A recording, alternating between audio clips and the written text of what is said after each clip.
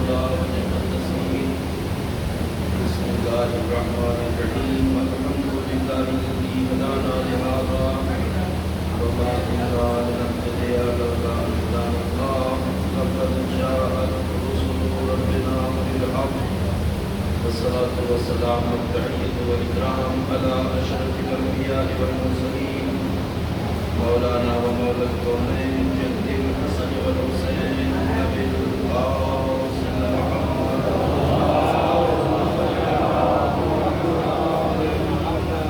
وعلى آله الطيبين الطاهرين المعصومين المظلومين الذين أذهب الله عنهم الرجس وطهرهم تطهيرا.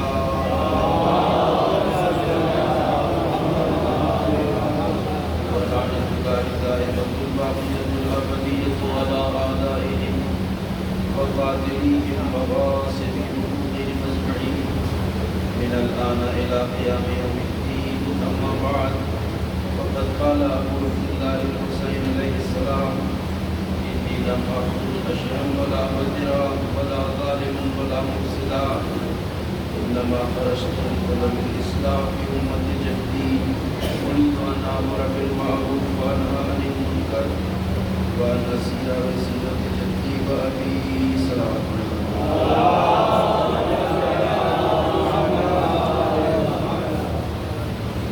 سے گزارش ہے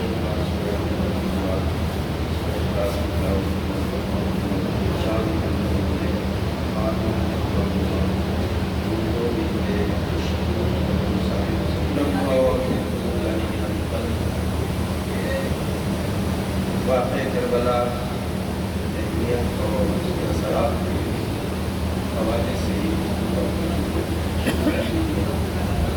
اور کل جو رائی جانا ہے وہ آپ کے آسان عالیہ میں انشاءاللہ محفوظ ہے.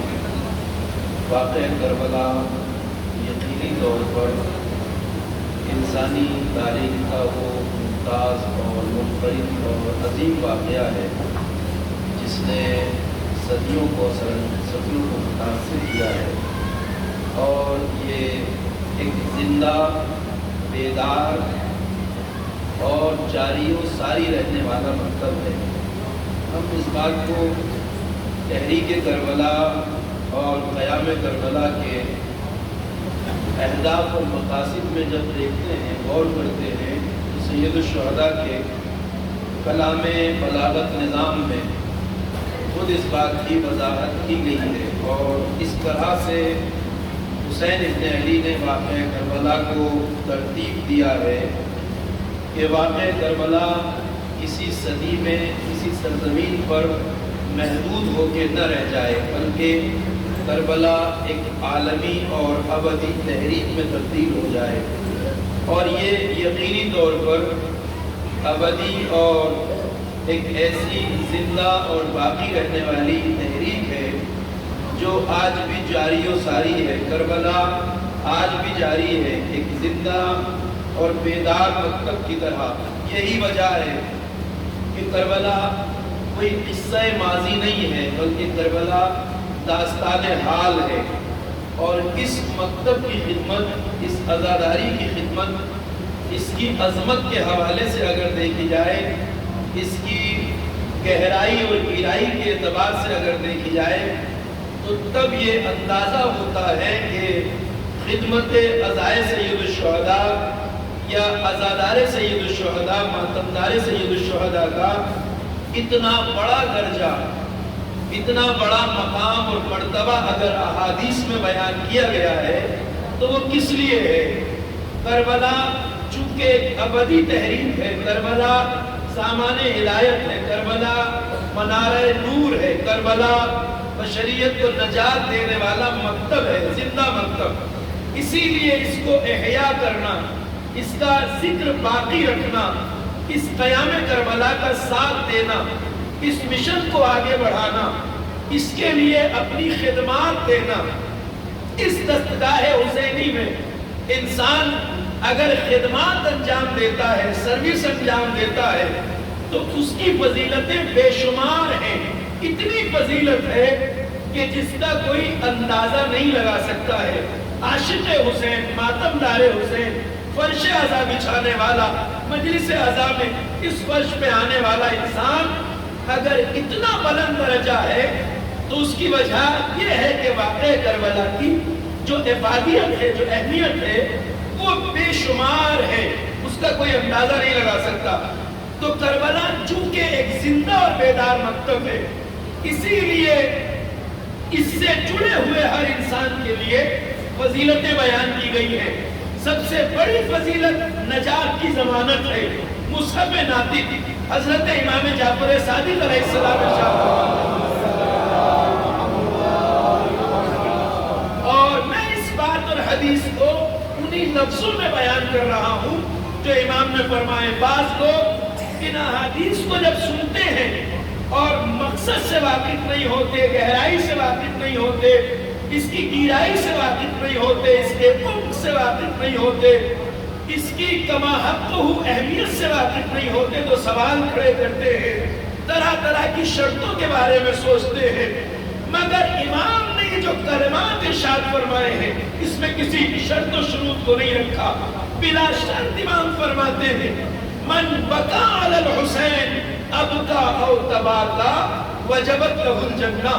مولا فرماتے ہیں جو حسین ابن علی پر روئے یا رلائے یا رونے والے کی صورت بھی بنا لے اس پر جنت واجب ہے۔ تو کربلا سے جڑنے والے ماتمدار اور عزادار اور فرش عزا پہ آنے والے کا پہلا مرتبہ تو یہ ہے کہ اس کے اوپر جنت واجب ہے۔ یہ معمولی منزل نہیں ہے، ہر کسی کو کسی عمل پر یہ ضمانت نہیں دی گئی ہے جو ضمانت عزائے سید الشہداء پہ دی گئی ہے۔ اور میں نے عرض کیا کہ شرط و شروط کے بارے میں اس کے بارے میں کوئی گفتگو یا کوئی ریمارک کرنے کا قائل نہیں ہوں۔ جتنا امام نے فرمایا ہے وہ یہ ہے من بقا، جو بکا کرے گریا کرے یا لوگوں کو رلائے۔ دیکھیں رونے والا عزادار ہے، ماتمدار ہے، جو فرش عزا پر ہے، جو جلوس عزا میں ہے، جو صف ماتم میں ہے۔ رلانے والا کون ہے؟ مرثیہ خان، خطیب، پیش خان، نوحہ خان، یہ رلانے والا ہے۔ تو مجلس عزا میں ایک رونے والے افراد ہیں اور ایک طبقہ ہے جو رلانے والا ہے، مرثیہ خان ہے، نوحہ خان ہے، پیش خان ہے، حدیث خان ہے، خطیب ہے۔ مگر مجلس میں ایک ایسا آدمی ہے کہ جو نہ رو رہا ہے اور نہ رلا رہا ہے، نہ تو کیفیت کی بات ہے، نہیں کیفیت ہے گریا کی، تو کیا ایسا انسان اس مجلس سے خالی ہاتھ جائے گا؟ مولا کہتے ہیں نہیں، جو نہ رلا رہا ہے نہ رو رہا ہے، وہ بھی اگر فرش عزا پر رونے والے کی شکل بنا کے بیٹھ جائے تو اس پر بھی جنت جا سکتے۔ ایک صلوات پڑھیے بار محمد والے۔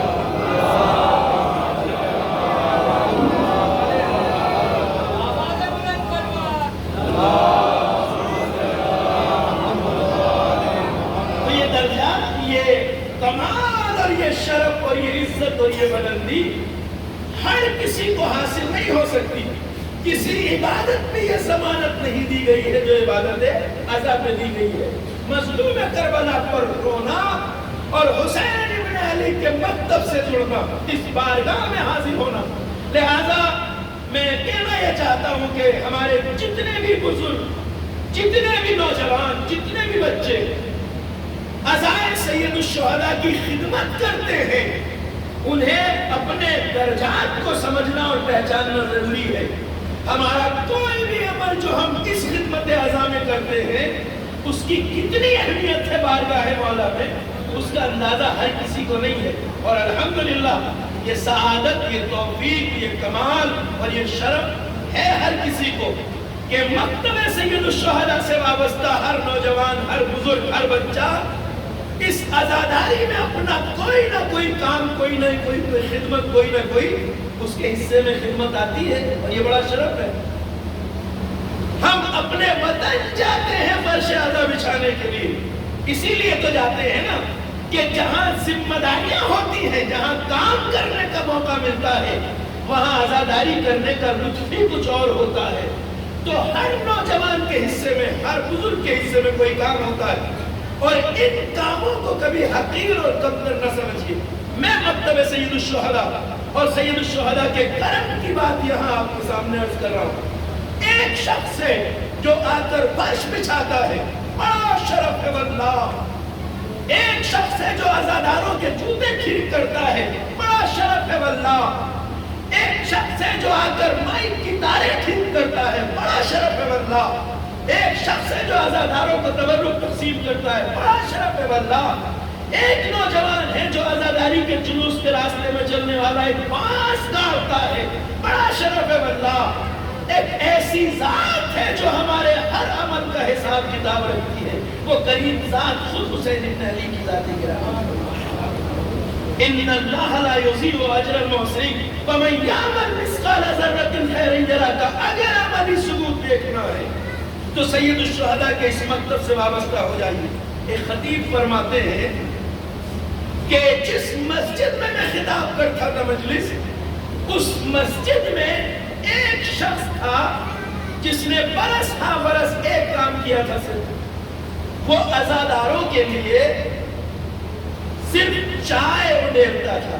ہر کسی کی ایک نہ کی ذمہ داری ہوتی ہے، کوئی چائے بناتا ہے، کوئی اڈیلتا ہے، کوئی شکر لاتا ہے، کوئی عزاداروں میں تقسیم کرتا ہے۔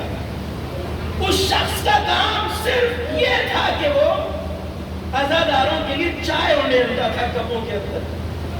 کئی بہت سال خدمت انجام دی، جب اس کا انتقال ہو گیا تو وہ خطیب کہتے ہیں دفن کے بعد میں اس کی قبر پہ گیا، فاتحہ پڑھنے کے بعد میں نے اسے خطاب کر کے کہا کہ تم مجھے اس بات سے آگاہ کرو کہ جو خدمت تم نے حسین ابن علی کی اس دستگاہ عزاداری میں انجام دی ہے، اس کا مرتبہ کیا ہے، اس کا صلہ کیا سید الشہداء سے عطا ہوا۔ فرماتے ہیں کہ گھر آ گیا میں عالم خواب میں نے اس شخص کو دیکھا کہ وہ میرے خواب میں آئے، اور میں نے سوال کیا کہ سید الشہداء نے تمہاری اس خدمت کا کیا صلہ انجام عطا کیا ہے؟ کہتے اپنی آنکھ کھولو اور دیکھو۔ میں کیا دیکھتا ہوں کہ وہ ایک ایسے حسین و جمیل اور خوبصورت باغ میں ہے جس کی خوبصورتی کا تصور دنیا میں کیا نہیں جا سکتا۔ اور رونق باغ جس میں نہریں بہہ رہی ہیں، آبشار بہہ رہے ہیں، پھول کھلے ہوئے ہیں، ہرا بھرا سرسبز باغ، طویل و عریض میں نے کائنات میں جیسا کہیں نہیں دیکھا تھا۔ وہ کہتا ہے کہ جب میری شب اول قبر آئی تو سید الشہداء مظلوم کربلا میری قبر میں تشریف لائے اور مجھ سے کہا کہ لو تمہارے لیے عالم برزخ میں فی الحال یہ جزا ہے ہماری طرف سے، یہ اب رکھو، اور میدان حشر کا حساب الگ ہے۔ کہتا ہے کہ سید الشہداء نے مجھ سے کہا، اب یہ جملے قابل قدر ہے، میں ان جوانوں اور بچوں کے لیے عرض کرنا چاہتا ہوں جو خدمت انجام دیتے ہیں مکتب سید الشہداء کی۔ اس نے کہا، مظلوم کربلا نے مجھ سے کہا کہ اے شخص، تو نے آج تک ہماری عزاداری میں، عزاداروں کی خدمت میں اب تک تم نے 12,427 چائے اڈیلی ہے۔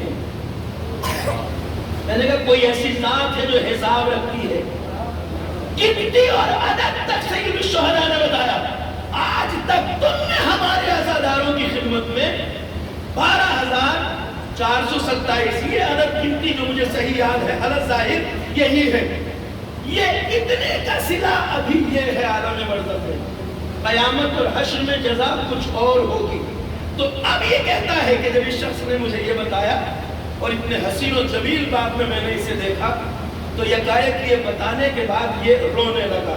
تو میں نے کہا اتنے حسین بات میں ہو، ایسی بہترین جگہ پر ہو اور پھر رو کیوں رہے ہو؟ کہا میں اس لیے رو رہا ہوں کہ کاش مجھے یہ معلوم ہوتا کہ میرا آقا اتنی گہرائی سے حساب رکھتا ہے ہماری خدمت کا، تو میں اس سے کئی زیادہ عزاداروں کی خدمت انجام دیتا۔ صلوات پڑھیے بر محمد علیہ۔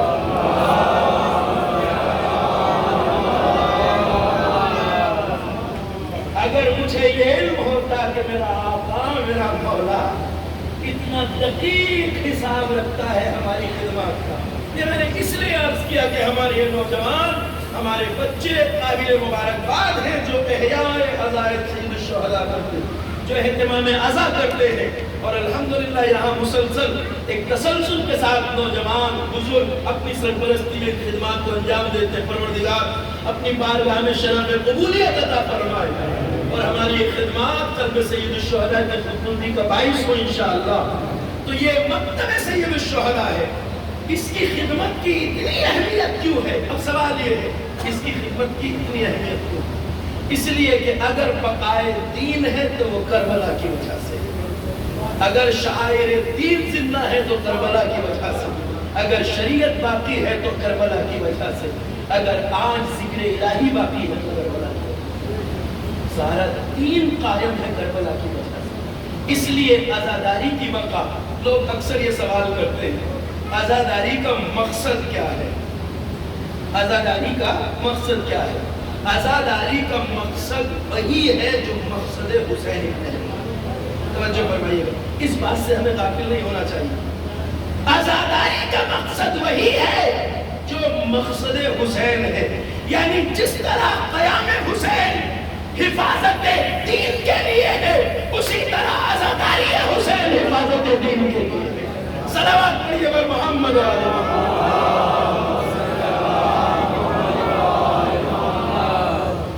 عزاداری ہے تو دین ہے، عزاداری ہے تو شریعت ہے، عزاداری ہے تو اسلام باقی ہے۔ یہ سید الشہداء کا مطلب، یہ اس کی بڑی اہمیت ہے۔ حسین ابن علی نے جو قیام کربلا کو اتنا ہمگیر اسی لیے بنایا ہے کہ یہ تحریک کربلا کہیں محدود نہ ہو جائے، کسی سرزمین میں محدود نہ ہو جائے۔ مکتب سید الشہداء یہی ہے۔ سب سے بڑی خرابی جو اس دور میں کربلا کے قیام کے وقت اسلامی سماج اور معاشرے میں پیدا ہو گئی تھی، وہ شاعر دین کا کمزور ہو جانا، کمزور ہی نہیں بلکہ مردہ ہو جانا تھا۔ احکام شریعت، شاعر دین، معالم دین مردہ ہو گئے تھے، کمزور ہو گئے تھے اور کوئی آواز اٹھانے والا نہیں تھا۔ سید الشہداء نے اپنے ان کلمات میں جو ارشاد فرمایا ہے وہ قابل غور ہے۔ میں اپنے نانا کی امت کی اصلاح کے لیے نکلا ہوں۔ اصلاح کیسے کریں گے آقا؟ اريد ان امر بالمعروف، میں امر بالمعروف کروں گا، وانہا عن المنکر، اور برائیوں سے روکوں گا۔ یہ آپ جانتے ہیں امر بالمعروف نہیں عن المنکر، یہ فروع دین میں اسی طرح ہم پر بھی واجب ہے جس طرح نماز اور روزہ واجب ہے، اگرچہ ہم اس کی اہمیت کی طرف متوجہ نہیں ہوتے۔ سید الشہداء نے اپنے قیام میں کربلا جیسی عظیم تحریک میں جس اصل کو بیان کیا ہے، قیام کے اصلی اسباب میں وہ یہی اصل ہے، امر بالمعروف نہیں عن المنکر۔ ہم اتنی اہمیت نہیں دیتے، اتنی توجہ نہیں دیتے، مگر اگر اس کے بارے میں آپ سمجھیں جس طرح نماز روزہ واجب ہے اسی طرح امر بالمعروف نہیں عن المنکر واجب ہے، یعنی سماج اور معاشرے کو نیکیوں اور اچھائیوں کی طرف لانے کی کوشش، انتھک کوشش، اور برائیوں کے خلاف آواز اٹھانا، یہ وہ مشن تھا جسے سید الشہداء لے کے چلے، اور یہ آپ نے قیام کربلا کے بنیادی اسباب میں بیان فرمایا۔ اريد ان امر بالمعروف، میں امر بالمعروف کرنا چاہتا ہوں، وانہا عن المنکر، برائی سے روکنا چاہتا ہوں۔ ہم شاید اہمیت نہیں دیتے، مگر سماج اور معاشرے کا سارا اسٹرکچر اگر پاکیزگی اور طہارت پر باقی رہ سکتا ہے تو وہ اسی اصل کے ساتھ رہ سکتا ہے۔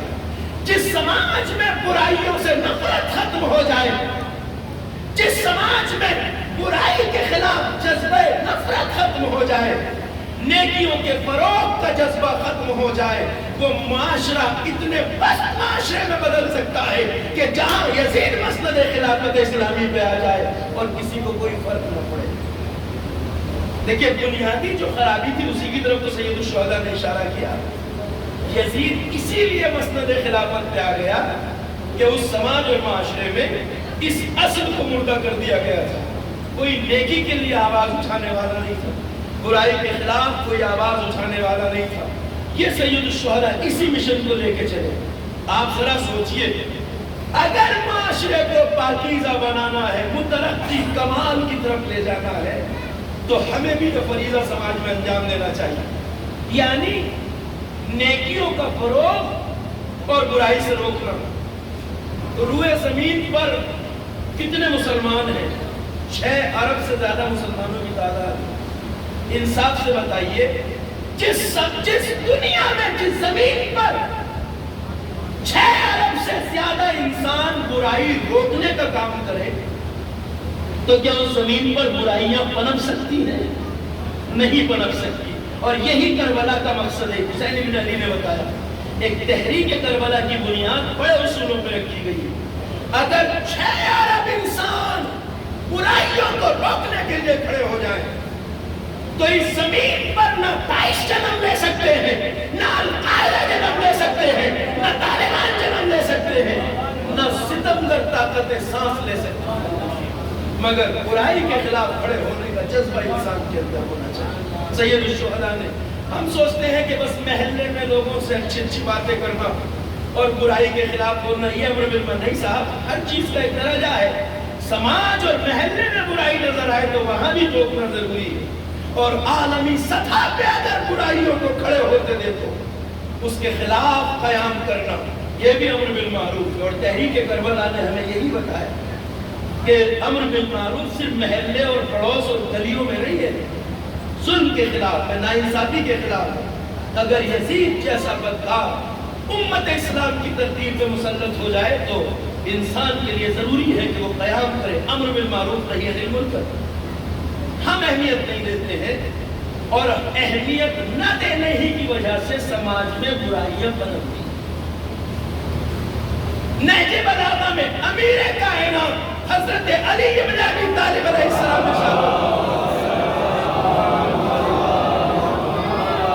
اب یہ کلام مولا ہے، اس کو آپ سمجھ لیجئے۔ مولا فرماتے ہیں امر بالمعروف تمام نیکیوں کے مقابلے میں، تمام نیکیوں کے مقابلے میں، جتنی بھی نیکیاں سب کے مقابلے میں، حتیٰ کہ اللہ کی راہ میں جہاد، جنگ کرنا،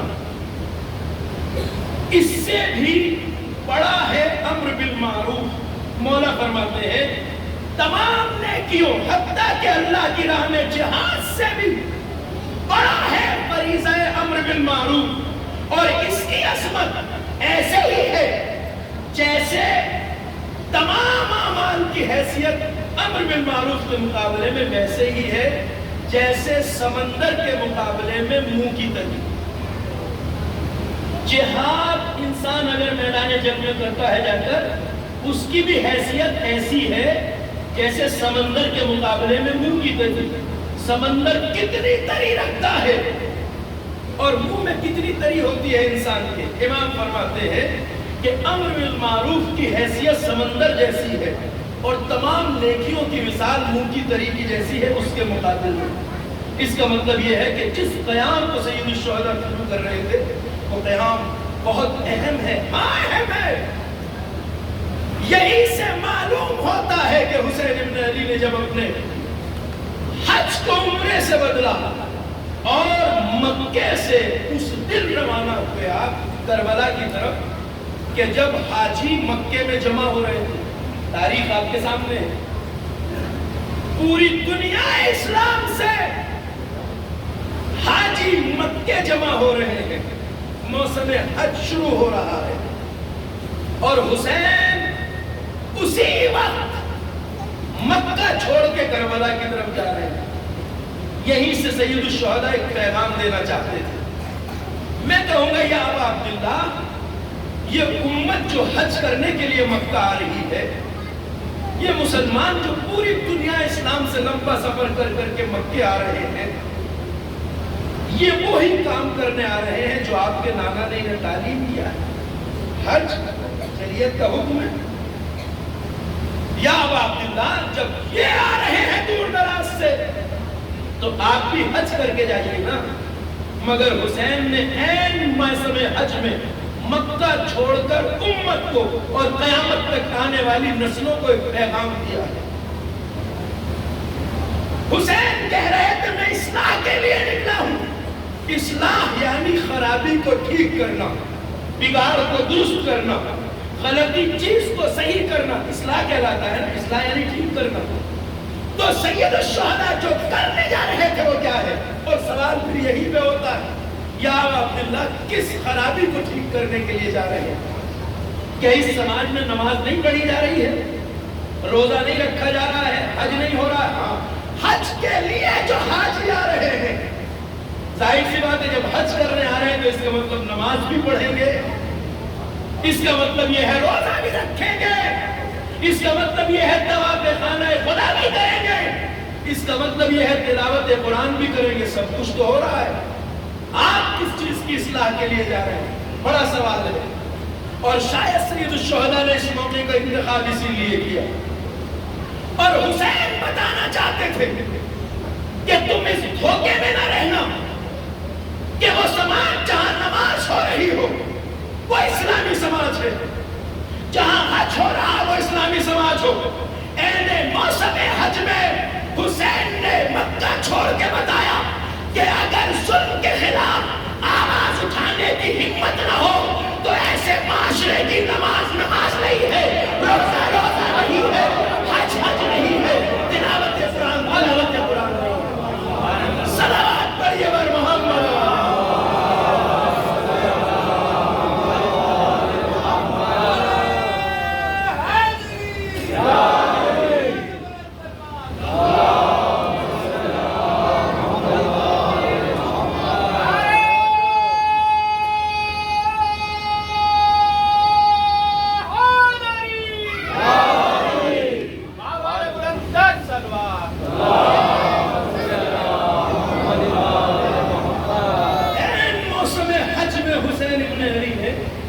چھوڑ کے یہی پیغام دیا کہ جس معاشرے جن نمازیوں کی گردن پر، جن حاجیوں کی گردن پر، جن روزے داروں کے سروں پہ یزید جیسا بدکار حاکم بیٹھا ہو، اس سماج میں ذلت کے سوا کچھ نہیں۔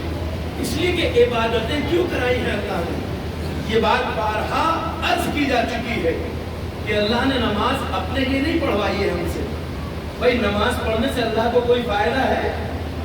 فائدہ اسے چاہیے ہوتا ہے جس کے یہاں لفظ ضرورت پایا جاتا ہے، اور جس کے یہاں ضرورت پائی جاتی ہو وہ محتاج ہوتا ہے، اور جو محتاج ہو وہ خدا نہیں ہو سکتا۔ تو نماز اللہ نے اپنے لیے نہیں پڑھوائی ہے۔ نماز کا اصل مقصد ہے، روزے کا اصل مقصد ہے تمہیں سربلند کرنا، اور وہ سماج عزت دار کیسے کہلا سکتا ہے جس پہ یزید جیسا بدکار حاکم ہو۔ سجدے کا اصل مقصد کیا ہے؟ سجدے کا اصل ہدف یہ ہے کہ انسان بلندیاں حاصل کرے، کمال حاصل کرے، عزت حاصل کرے، مگر نہ اللہ کی شان ہمارے سجدے سے نہیں بڑھتی، اس لیے کہ وہ پہلے سے عزت مطلقہ کا مالک ہے، اس کی عظمت میں کوئی اضافہ تھوڑی کر سکتا ہے، وہ تو پہلے سے عزت مطلقہ کا مالک ہے، پہلے سے کبریائی کا مالک ہے، پہلے سے قدرت کاملہ کا مالک ہے۔ ہمارا سجدہ کر لینا اس کی شان تھوڑی بڑھاتا، وہ تو پہلے سے شان والا ہے۔ سجدہ اس لیے کرایا تاکہ تم اپنے وقار کو پہچان سکو، اپنی عظمت کو پہچان سکو، اپنی عزت کو پہچان سکو۔ یہی سر جسے سجدے میں رکھتے ہو، اس سر میں ہم نے شعور کو رکھا ہے، عقل کو رکھا ہے۔ جب سجدے میں سر رکھو تو اپنی عقل میں یہ بات پیوستہ کر لو کہ کائنات میں اکیلی ایک ذات ہے جس کے آگے تمہارا سر جھکنا چاہیے، اور اس کی بارگاہ سے جب سر اٹھے تو اتنے سربلند ہو جاؤ، اتنے سربلند ہو جاؤ کہ سر نو کے نیزہ پہ جائے تو جائے مگر ظالم کے آگے جھکتا نظر نہ آئے۔ صلوات پڑھیے بر محمد۔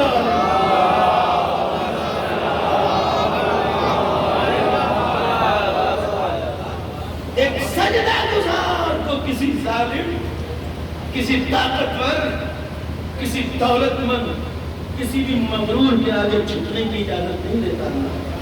عزت کو پہچانو، راز عزت کو پہچانو۔ سید الشہداء، اب یہ سماج یہ معاشرہ جو اتنا مردہ ہو چکا تھا کہ یزید جیسے ستم کر کے امت اسلام کے امور پر مسلط ہونے کے باوجود کوئی آواز اٹھانے والا نہیں. اس سماج میں یہ اصل امر بالمعروف مردہ ہو چکی ہے. اور اس کی مردگی میں پھر وہی بات دہراؤں گا کہ یزید ایک دو دن کا نتیجہ نہیں تھا صاحب. یزید نتیجہ تھا بعد پیغمبر آل محمد سے بغاوت کا. جو نظام خراب چلا رہا تھا اس خراب نظام کا نتیجہ تھا یزید. ایسا نہیں ہے کہ سب یزید کے آنے سے خراب ہوا ہو، نہیں، خراب نظام کی وجہ سے یزید آیا. کل میں نے آپ کی خدمت میں یہ بات کر سکتا. اس کا راز یہ ہے کہ بعد پیغمبر حاکمیت پر مسلط ہو جانے والوں نے نہ جانے کتنے اسلامی اصولوں کو مردہ کر دیا تھا سماج میں.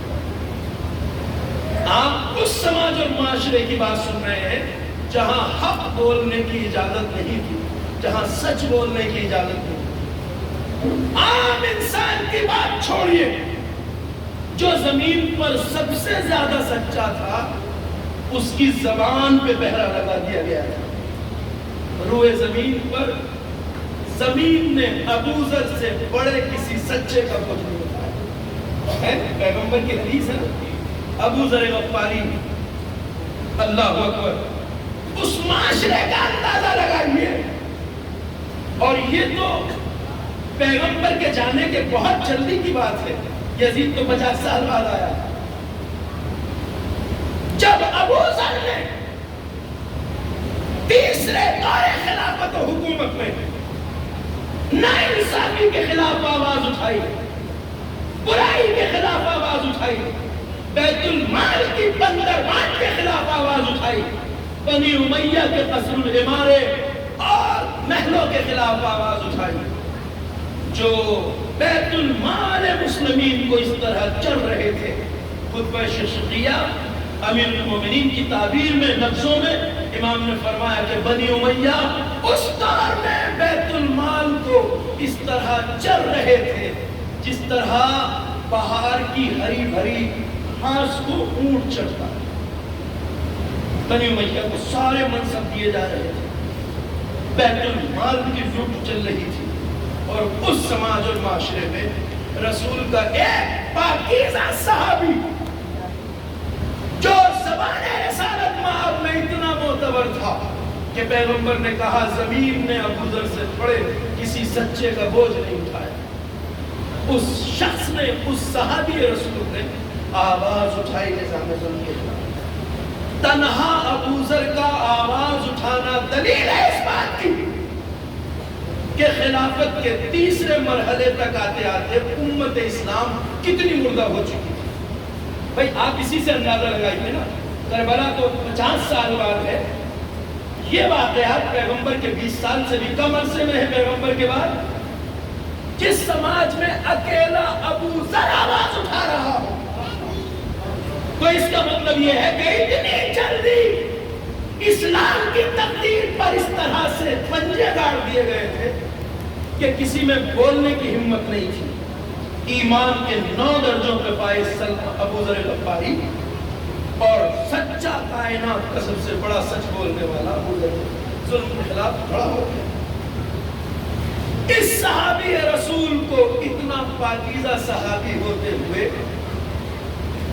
ان کے ہاتھوں جن کے ایمان کا کوئی درجہ طے نہیں ہے، اس صحابی پہ اتنی ظلم ہوا کہ جس کے ایمان کے 9 درجے پیغمبر نے فرمائے. سلمان ایمان کے 10 درجوں پہ فائز، ابو ذر 9 درجوں پہ فائز ایمان کے، اوروں کا کوئی درجہ طے نہیں. جو اتنا بڑا صحابی پیغمبر ہے، زد و کوب کیا گیا، مارا پیٹا گیا ابو ذر غفاری کو، اور پھر ابو ذر کو شام بھیج دیا گیا امیر شام کے پاس. مگر ابو ذر خاموش رہنے والے نہیں تھے، ابو ذر چپ رہنے والے نہیں تھے. انہوں نے شام میں بھی آل امیہ کے خلاف علم بغاوت بلند. تنہا یہ صحابی رسول اس نظام کے خلاف آواز اٹھا رہا تھا جس نے امت محمد کو پستی کی طرف دھکیل دیا تھا. جہاں بندر بانٹ ہو رہی تھی مسلمانوں کے بیت المال، آواز اٹھا رہے تھے. پریشان ہو کر پھر دوبارہ امیر شام نے ابو ذر کو مدینے بھیج دیا. مدینے آ کے ابو ذر نے پھر نظام ہے، حاکمیت و خلافت کے خلاف آواز اٹھائی، خاموش نہیں بیٹھے۔ آپ جو تاریخ کا مطالعہ کرنے کی جن افراد کو عادت ہے وہ سمجھ لیں اس بات کو کہ یہ وہ تاریخ کا دردناک حصہ ہے۔ اکیلا ابو ذر اس سماج میں امر بالمعروف کے لیے کھڑا ہے۔ اس کا مطلب سارا معاشرہ مردہ ہو چکا ہے۔ کربلا سے اتنا پہلے اس حالت میں حسین کہہ رہے ہیں اريد ان امر بالمعروف، میں امر بالمعروف کے لیے اٹھا ہوں، کیونکہ اس سماج میں امر بالمعروف نیکی کی طرف دعوت اور برائی سے روکنے کی عادت ختم کر دی۔ پھر اسی ابو ذر کو ربضہ بھیج دیا گیا، ربضہ بھیج دیا گیا۔ ابو ذر کس ذات گرامی کا نام ہے؟ ایک دن یہی ابو ذر غفاری بنی امیہ کے بہت سارے افراد بیٹھے تھے، آل امیہ کہیں جمع تھے، بنو امیہ بڑے بڑے سرداران بیٹھے ہوئے تھے بنی امیہ۔ رسول کا یہ سچا جانباز صحابی ان سب کے درمیان کہتا ہے کہ اے آل امیہ، آج تم مقصد اقتدار پہ قابض ہوئے بیٹھے ہو، اقتدار کی مسند پہ قبضہ جمائے بیٹھے ہو، جبکہ میں نے رسول اللہ سے سنا ہے کہ حکومت آل امیہ پر حرام ہے۔ اتنا سچا تھا ابو ذر، جو حکومتوں کی مسندوں پہ بیٹھے ہوئے تھے، ان کے پیش تنہا کھڑے ہونے کا کہ میں نے رسول اللہ کو کہتے سنا ہے کہ خلافت و حکومت آل امیہ پر حرام ہے، میں نے رسول کو کہتے سنا۔ ایسے حاکموں کے درمیان، ایسے گروہ کے درمیان جن کے پاس قصر العمارے ہوں، بیت المال کی کنجیاں جن کے پاس ہوں، ایسے لوگوں کے درمیان ایک معمولی صحابی پیغمبر اتنی بڑی بات کہہ رہا ہے۔ اب یہ تاریخ کہتی ہے کہ جب ابو ذر نے یہ بات کہی تو یہ جتنے آل امیہ تھے سب دل ملا اٹھے، جتنے تھے سب دل ملا اٹھے، سب کی تیوریاں چڑھ گئی، آنکھیں سرخ ہو گئی۔ صحابی بہت بڑا ہے، معمولی صحابی نہیں ہے رسول کا۔ کوئی معمولی ہوتا تو شاید تب تک حملہ کر چکے ہوتے، مگر جانتے ہیں یہ ابو ذر ہے۔ کہا ابو ذر، جو کہہ رہے ہو اگر اس کو ثابت نہ کر سکے تو سمجھ لینا تمہاری جان نہیں بخشی جائے گی۔ یہ تم ہی کہہ رہے ہو نا کہ پیغمبر نے فرمایا، اس کے لیے اگر گواہی نہ دے سکے، اگر کسی گواہ کو پیش نہ کر سکے نا تو سمجھ لینا جان نہیں چھوڑیں گے تمہاری، گردن اتار دی جائے گی۔ بڑی بات کر رہے ہو۔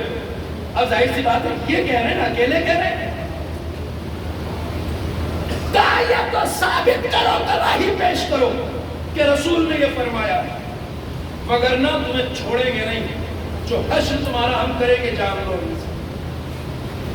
ابو ذر غفاری جب اس مرحلے پہ آئے تو ایک بات مسکرا کے فوراً بول دیا کہ ہاں ہاں میرے پاس گواہ ہے اس بات کا، میرے پاس گواہی ہے۔ یہ ابو ذر غفاری کہ میرے پاس گواہ ہے، کہ گواہ کون ہے؟ کہ میرے گواہ علی بن ابی طالب۔ صلوات پڑھیے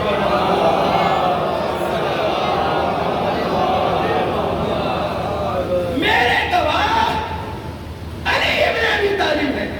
ابو ذر نے کہہ دیا، امیر المومنین کو بلوایا گیا، علی آئے، ہونا شام درندے غصے سے نتنے پھول رہے ہیں، چہرے سرخ ہیں۔ کہا یا علی، کیا آپ گواہی دیتے ہیں کہ ابو ذر جو کہہ رہے ہیں پیغمبر نے یہ فرمایا ہے، کہ آپ گواہی دیتے ہیں؟ دیکھیے آج ہمارا مزاج کیا ہے، ہماری اپنی پارٹی کا آدمی ہو تو ہم جھوٹی سچی کیسی بھی اس کے ساتھ لینے کی کوشش کرتے ہیں، مگر کردار امیر المومنین کیا ہے؟ امیر المومنین مسکرا کے کہتے ہیں کہ نہیں، میں اس بات کی گواہی نہیں دے سکتا، چونکہ پیغمبر نے جب یہ فرمایا میں نہیں تھا وہاں پر۔ ابو ذر علی کا شیعہ اول ہے نا، عمار یاسر، ابو ذر غفاری، سلمان فارسی تو اساس شیعہ تھا۔ ابو ذر علی کی پارٹی کے آدمی ہیں، علی کو جس نے بیچا نہیں مشکل ترین حالات میں، اس کا نام ہے ابو ذر غفاری۔ علی فروش نہیں تھے ابو ذر، اعلان علی کی ولایت کا مستقل کرتے رہے جب تک زندہ رہے، مگر اتفاق کہ جو ابو ذر نے کہا، مولا امیر المومنین نے کہا نہیں، میں گواہی نہیں دے سکتا، چونکہ یہ بات رسول اللہ نے میرے سامنے نہیں کہی تھی، میں نہیں تھا وہاں پر۔ ظاہر بات ہے جس کو گواہ کے طور پہ پیش کیا اتنے اہتمام سے، اس نے تو صاف لفظوں میں کہہ دیا۔ اب آپ ابو ذر کی حالت کا اندازہ لگائیں۔ جیسے ہی علی نے یہ کہا، آل امیہ پھیل گئے کہ ابو ذر تم گواہی نہیں پیش کر سکے۔ امیر المومنین نے مسکرا کے کہا رکو رکو، ابھی ٹھہرو، میں یہ کہہ رہا ہوں کہ میں اس بات کی گواہی نہیں دیتا کہ جب پیغمبر نے یہ کہا میں وہاں تھا، مگر اس بات کی گواہی دیتا ہوں کہ میں نے رسول کو کہتے سنا ہے کہ زمین نے ابو ذر سے بڑے سچے کا بوجھ نہیں اٹھایا۔ صلوات پڑھیے بر محمد۔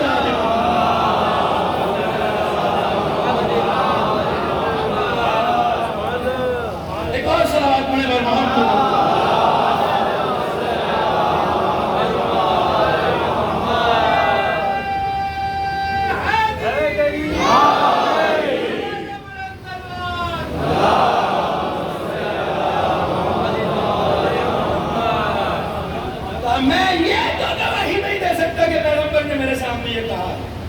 مگر ہاں میں نے پیغمبر کو یہ ضرور کہتے سنا کہ اس زمین نے ابو ذر سے بڑے سچے کا بوجھ نہیں اٹھایا، یعنی جو ابو ذر کہہ رہا ہے وہ سچ ہے۔ ابو ذر غفاری علی کا یہ چاہنے والا رسول کا وہ پاکیزہ صحابی جس نے نصرت پیغمبر میں زندگی گزاری، راہ ولایت میں زندگی گزاری، آسان نہیں ہے ابو ذر غفاری ہونا۔ ہم ان کرداروں کا ذکر جب سنتے ہیں سمجھتے ہیں کوئی بڑی بات نہیں۔ آج اگر ہم ان حالات کو دیکھیں، ایک دن امیر المومنین علی ابن ابی طالب علیہ السلام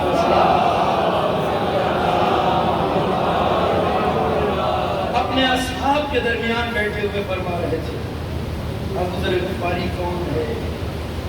امیر المومنین نے اپنے اصحاب سے کہا خدا رحمت کرے ابو ذر غفاری پر، قسم خدا کی ابو ذر غفاری کی حالت پر میرا دل کڑتا ہے، میرا دل ابو ذر کے لیے کڑتا ہے، درد محسوس کرتا ہوں ابو ذر کے لیے۔ اصحاب نے پوچھا یا امیر المومنین ایسا کس لیے فرما رہے ہیں؟ کہ میں ایسا اس لیے کہہ رہا ہوں کہ وہ رات کہ جب حکومت کے قائم نے تیسرے دور حکومت میں ابو ذر کے گھر رات کو پہنچے، حکومت کے کارندے، خلیفہ وقت کے کارندے 4 سونے کی اشرفی کی تھیلیاں لے کر، بہت بڑی دولت ہوتی ہے صاحب، 4 تھیلی اشرفیوں کی بھری ہوئی لے کر رات کے وقت جب خلیفہ کے نمائندے ابو ذر کے گھر پہنچے رات کے وقت اور کہا ابو ذر یہ تھیلیاں پکڑو اور خلیفہ کی بیعت کر لو۔ اس رات ابو ذر نے، یہ امیر المومنین ارشاد فرما رہے ہیں اپنے ساتھیوں اور اصحاب سے، اس وقت ابو ذر غفاری نے پلٹ کے جو جواب دیا وہ یہ کہا کہ ایک تو تم میری اتنی بڑی توہین کر رہے ہو، کیا تمہارے خیال میں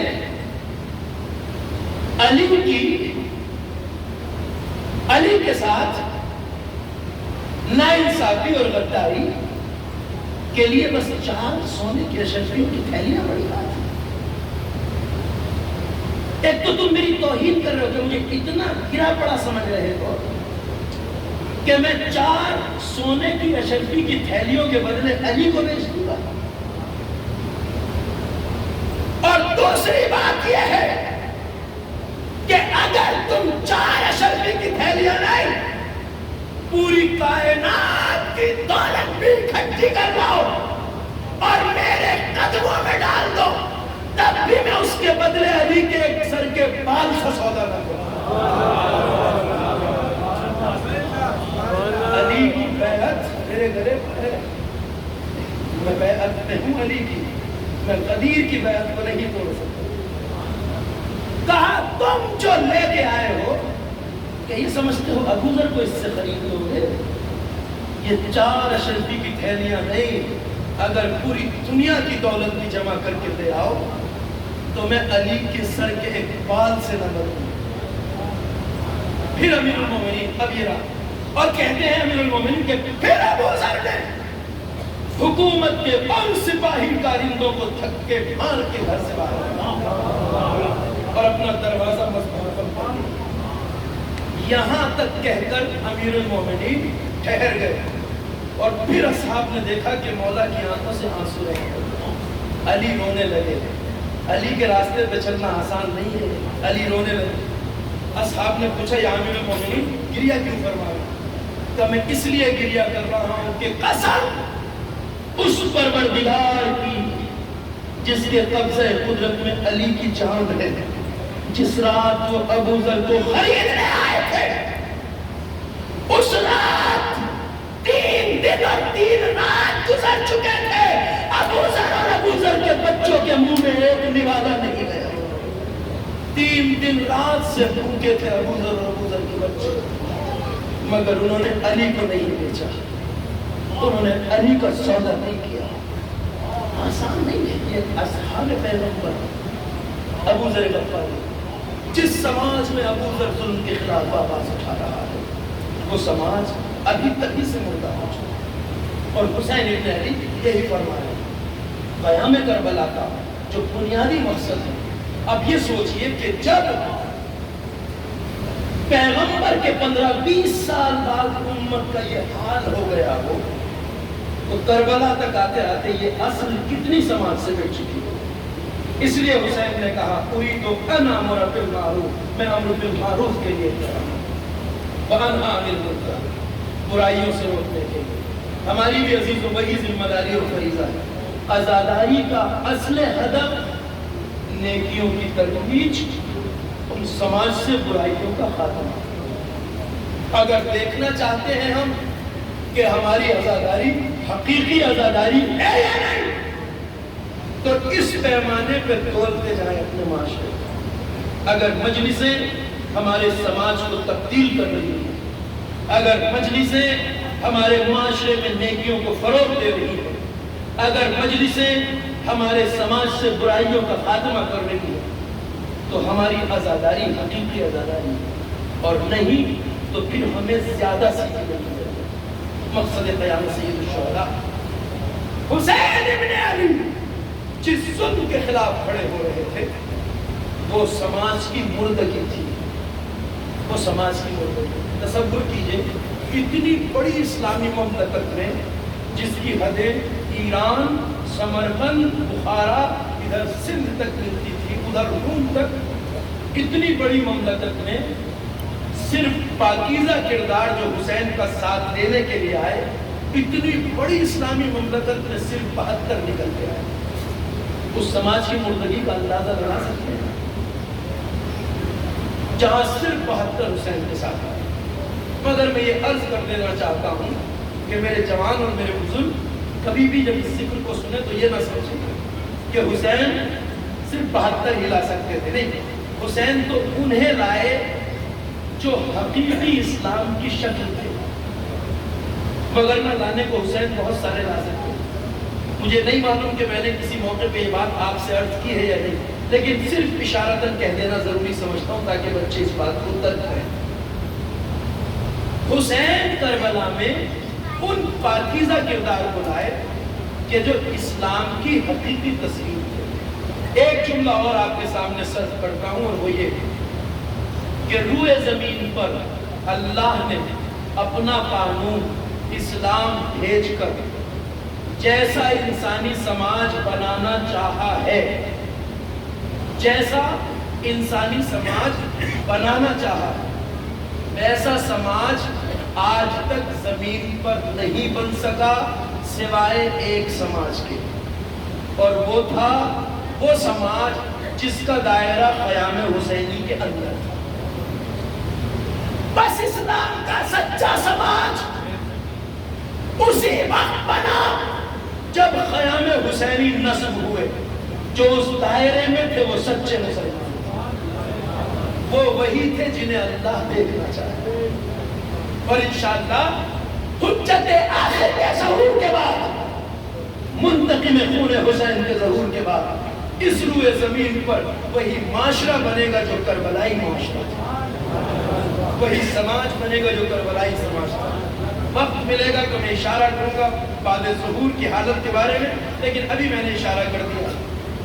اللہ کا جو منشا ہے اسلام بھیجنے کا، وہ ایک پاکیزہ سماج کی تشکیل ہے جس میں بلندی کردار رکھنے والے۔ روئے زمین پر یہ بہت بڑی بات کہہ رہا ہوں اپنے لفظوں میں اور بہت آسان کر کے، ایسا سماج آج تک اگر زمین پر کہیں دکھا تو وہ صرف خیام حسینی کے دائرے میں تھا۔ ایسے جوان جنہیں اسلام دیکھنا چاہتے تھے وہ خیام حسینی میں نظر آتے، ایسے بوڑھے جنہیں اسلام دیکھنا چاہتا ہے وہ خیام حسینی میں نظر آئے، ایسے بچے جنہیں کربلا دیکھنا چاہتی ہے وہ خیام حسینی میں نظر آئے، ایسی مائیں جیسے اسلام دیکھنا چاہتا ہے وہ خیام حسینی میں نظر آئے۔ اور مجلس اعضاء خیمہ حسین، ہماری بھی ذمہ داری ہے اپنے کردار کو مجلس اعضاء میں کربلا سے قریب کرتے چلے۔ معمولی قربانیاں نہیں دی گئی، کربلا بڑی قربانیاں، بہت بڑی قربانیاں۔ میں نے عرض کیا کہ حسین ابن علی 3 رات سے اپنے بچوں کی اللہ تشریح آوازیں سن رہے ہیں۔ آسان نہیں ہے یہ سن لینا، شاید آسان ہے، مگر اس انسان کے دل کی حالت کا کوئی اندازہ لگا کے دیکھے جس کے ننھے ننھے بچے 3 رات سے ہائے پیاس کہہ رہے ہو اللہ۔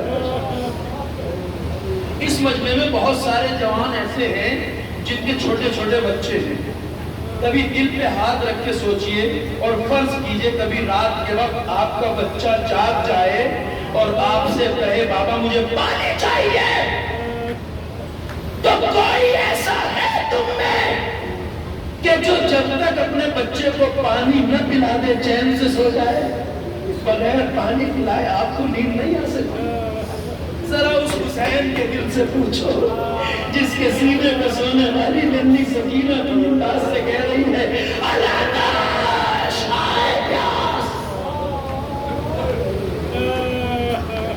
اور حسین اپنے بچوں کی دلکش کی آوازیں سن رہے ہیں مگر منزل امتحان میں ثابت قدم۔ اللہ اکبر، وہ سیلانیاں جن کے پردے کا عالم یہ تھا کہ جنہیں کبھی سورج نے برہنہ سر نہ دیکھا تھا، انہیں صحرائے کربلا سے سر برہنہ شام و کوفہ کے بازاروں کی طرف سے لے جایا۔ حسین ابن علی کی عظمت کو سلام، جنہوں نے تکمیل کربلا کے لیے اپنے اہل حرم کو ساتھ دیا۔ مگر درد کتنا تھا حسین کے دل میں جب آواز دے رہے تھے بلندی پہ کھڑے ہوئے، حل من ناصر ینصرنا، حل من مغیث یغیثنا، ہے کوئی جو ہماری مدد کو آئے، ہے کوئی جو ہماری نصرت کو آئے۔ پھر ایک جملہ کہا تھا عزاداروں، اس کو سنانے کے لیے میں نے کہا ہے، تبھی حسین نے کہا حل من ذات یذب عن حرم رسول اللہ، ہے کوئی جو نبی زادیوں کے پردے کی حفاظت کے لیے آ جائے، جن کے پردے کے لیے حسین استغاثہ کر رہے تھے کربلا کے میدان میں، انہی سیلانیوں کو ننگے سر شام و کوفہ کے بازاروں میں زینب اور ننگے سر، ام کلثوم اور برہنہ سر، رباب اور ام لیلا اور برہنہ سر۔ یہی وجہ ہے کہ جب قافلہ دروازہ کوفہ پہ پہنچا تو روایت کہتی ہے کہ زینب طرف اٹھی، زینب نے کہا میں شام میں کوفے کے بازار میں نہیں جاؤں گا، پتا ہے عزادارو یہ وہی شہر تھا جہاں کچھ سال پہلے علی حاکم تھے، زینب اسی شہر میں شہزادی تھی۔ جس شہر میں زینب شہزادی تھی اس شہر میں آج زینب کو ننگے سر لے جایا جا رہا تھا۔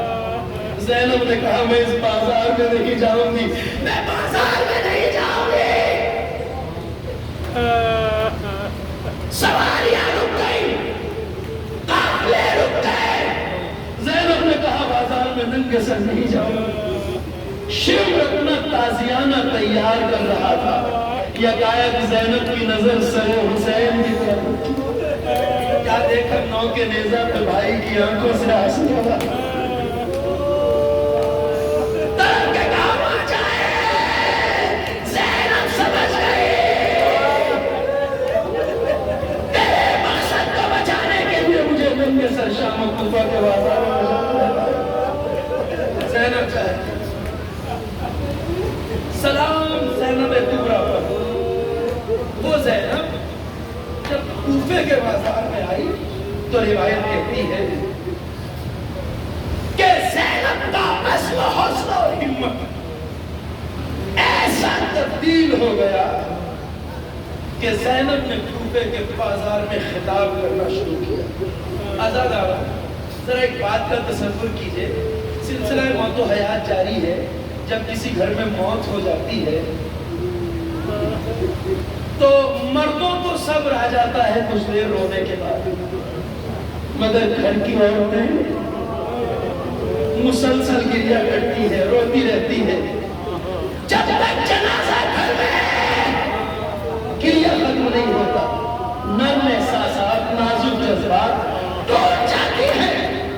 گھر میں سب سے زیادہ گریہ خواتین کرتی ہیں، ہماری مائیں بہنیں ٹوٹ جاتی ہیں۔ ہمارے گھر میں ایک موت ہو جائے گھر کی خواتین ٹوٹ جاتی ہیں۔ عزادارو اس زینب کو کتنا ٹوٹ جانا چاہیے تھا جو کربلا میں ایک نہیں 72 لاشیں چھوڑ کے جا رہی ہیں۔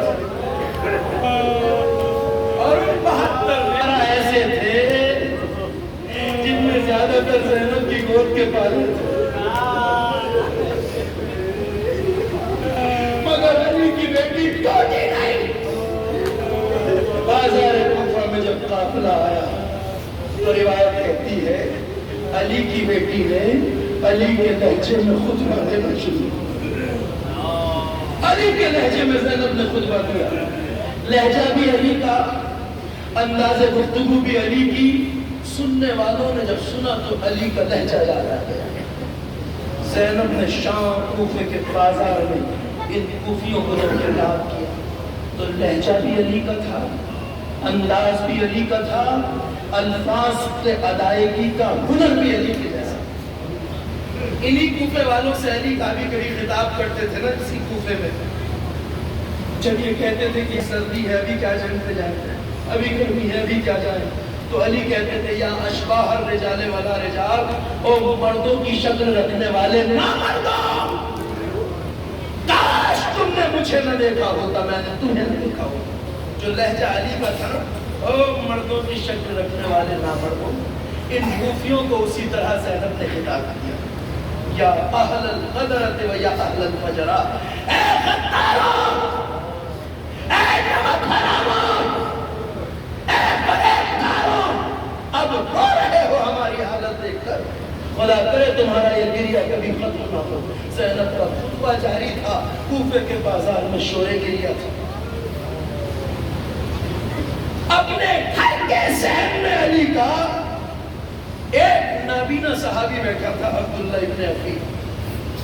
ایک آنکھ جنگ جمل میں جا چکی تھی، ایک آنکھ جنگ صفین میں علی کے ساتھ لڑتے لڑتے اللہ کی راہ میں دونوں آنکھوں سے نابینا۔ روایت پڑھ رہا ہوں اسی کے ساتھ مجلس تمام۔ عبداللہ نابینا ہے، گھر کے صحن میں بیٹھا ہے، یکایک جب یہ خطبے کی آواز کانوں سے ٹکرائی تو مچل اٹھا، تڑپ اٹھا، اپنی 6 سال کی بچی کو آواز دے کے بلایا، بیٹا ذرا میرے قریب آؤ۔ بچی قریب آئی، کہا بابا کیا بات ہے؟ کہا میری لال میں تو نہیں دیکھ پا رہا ہوں، ذرا دیکھنا قیامت تو نہیں آ گئی، قیامت تو نہیں آ گئی۔ بیٹی نے آسمان و زمین کی طرف دیکھے گا، نہیں بابا آثار قیامت تو نہیں ہے بابا۔ مگر بابا آپ ایسا کیوں کہہ رہے ہیں؟ کہ لاڈلی اگر قیامت نہیں آئی تو یہ میرے مولا علی کی آواز کہاں سے آئی؟ ارباب اعظم اگر قیامت نہیں آئی تو یہ میرے مولا علی کی آواز کہاں سے آ رہی؟ کہا بیٹی ذرا دیکھو یہ آواز کہاں سے آ رہی ہے۔ بچی نے باپ کا ہاتھ پکڑا، گھر سے باہر آہستہ آہستہ قدموں سے چلتے ہوئے آواز کا تعین کرتے کرتے یہ بچی بازار کوفہ میں پہنچ گئی اپنے نابینا باپ کو لے۔ جب بازار میں بچی آئی تو نابینا باپ کا ہاتھ بیٹی کے ہاتھ میں ہے۔ نابینا باپ نے محسوس کیا بچی کامنے لگی، 6 سال کی بچی کامنے لگی۔ نابینا باپ نے پوچھا بیٹا کیا ہوا، کام کیوں رہی ہو؟ کہا بابا قیامت تو نہیں آئی مگر بازار میں جو منظر ہے وہ قیامت سے کم نہیں ہے بابا۔ اے بابا نو کے نیزہ پہ کچھ چاند سے سر ہے بابا، پشت ناکا پہ کچھ نورانی چہرے والی خاتون ہے بابا۔ بابا انہی عورتوں میں سے ایک عورت ہے جو خطبہ دے رہی ہے۔ انہوں نے کہا عورت خطبہ دے رہی ہے؟ کہا کہ بیٹا ذرا معلوم کرو یہ کس قبیلے کے ہیں، کس گھرانے کے ہیں، کس شہر کے قیدی ہیں؟ روایت کہتی ہے عبداللہ کی بچی نے قافلے پہ نظر دوڑائی، بابا کا ہاتھ ہلا کے کہا بابا یہ خاتون جو خطبہ دے رہی ہے بابا یہ بلند اونٹ پہ بیٹھی ہے، بابا بازار میں اتنا شور ہے کہ میری آواز اس خاتون تک نہیں پہنچے گی بابا، میں کیسے پوچھوں بابا؟ یہ گائک نابینا باپ کا ہاتھ ہلا کے بچی نے کہا بابا آؤ بابا میرے ساتھ آؤ، قافلے کے پیچھے ایک اونٹ کی پشت پر میرے 9 سال کی بچی بندھی ہے بابا۔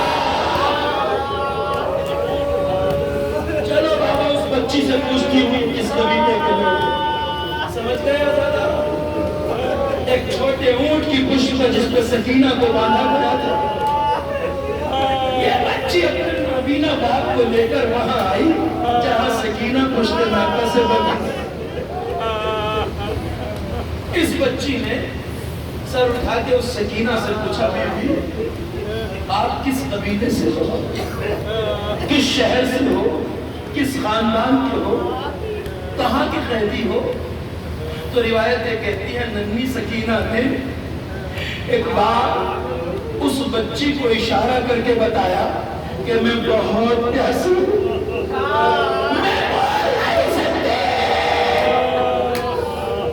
مجھ میں اتنی ہمت نہیں ہے کہ کلام کر سکوں، ہاں اگر کچھ پوچھنا ہے تو قافلے کے آگے میری خطریوں میں بنا ہوا میرا بھیا ہے، جاؤ اس سے دریافت۔ بچی نے بات سنی اور کہا آؤ بابا، قافلے کے آگے ایک جوان ہے جس کے ہاتھوں میں ہتھوڑیاں ہیں، پاؤں میں بیڑیاں ہیں بابا، گلے میں توق ہے، کمر میں لنگر ہے، آؤ بابا اس سے پوچھتے۔ روایت کہتی ہے عبداللہ کی یہ چھوٹی سی بچی اپنے باپ کو لے کر نابینا باپ کو لے کر وہاں آئی جہاں غیرت کائنات سید سجاد ہتھوڑیوں میں بندھے ہوئے سر جھکائے کھڑے تھے کوفہ کے بازار میں۔ کہا بابا یہ جوان قافلے کا ذمہ دار لگتا ہے، بابا اس سے دریافت کی۔ بیٹی پیچھے ہو گئی، عبداللہ آگے بڑھے، سید سجاد کے سامنے کھڑے ہوئے، ظاہر نابینا ہے، سوال کیا اے جوان تم کس قبیلے کے قیدی ہو، کس گھرانے کے ہو، کس شہر کے قیدی ہو؟ جیسے ہی عبداللہ نے یہ پوچھا اب میرے غیرتدار امام نے سر اٹھایا، اور جیسے ہی سر اٹھایا فوراً سجاد کی سسکیاں اور